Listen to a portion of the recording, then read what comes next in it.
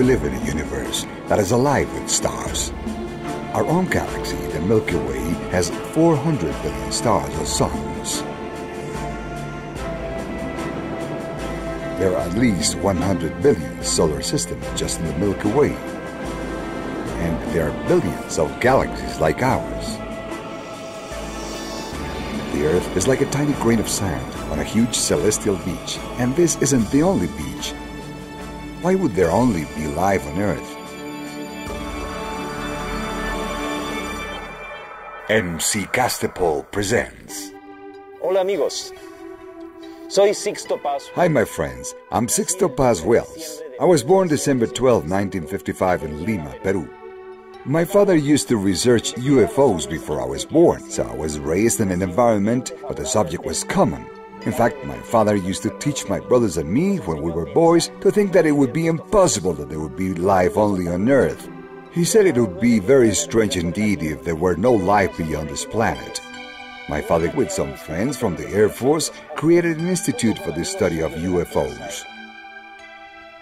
In 1973, he was invited to speak to a yoga group, and I went along with him. I was 17 years old then.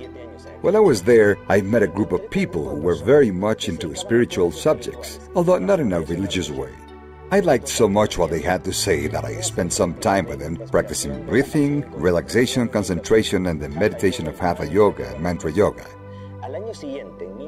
The following year, in 1974, a report in the most serious and conservative newspaper in Lima, El Diario El Comercio, said it had been discovered that outer space was not a place of deathly silence as believed, and that noises coming from the universe were a cacophonous riot of sounds, some of which might be other civilizations trying to communicate with us across the universe.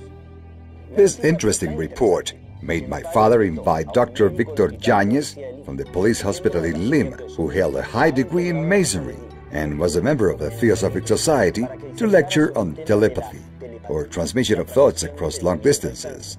The doctor said that if people of other worlds were trying to communicate with us, they might not just come in spaceships. They might try to communicate through our thoughts, or astrally, through our dreams. This idea seized my imagination with such force, and when I got home and told my mother and sister what I had heard, we decided to try it out, to play a game where we would try to clear our minds and receive a message from beyond. We sat down at a table with paper and pen and agreed to write down any thoughts that seemed not to be our own, but coming from somewhere else. By doing so, we hoped to detect a possible message.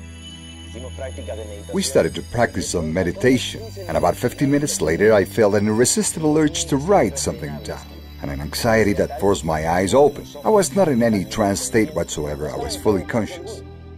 I started writing very quickly. I felt like someone was speaking in my ears, saying, "Living room, good place to communicate. My name is Oxalc. I am from Marlem, one of Jupiter's moons. You call it Ganymede.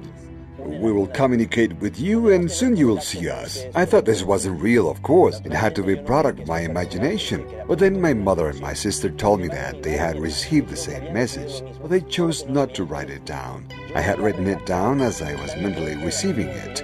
This is called psychography, or automatic writing.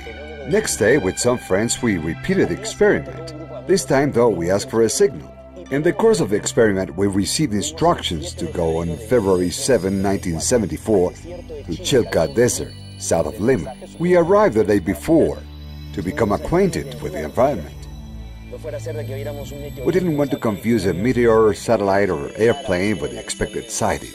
After darkness fell, suddenly there was a strange brightness. Behind the mountain, everything was lit, as if it were daylight. All of us saw a glowing object moving along the mountain crest.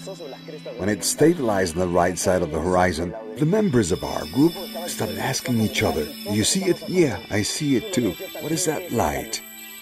As it started to descend, it hovered at an altitude of some 80 meters. It projected a light as bright as the midday sun. It was shaped like a disc and had a dozen small windows.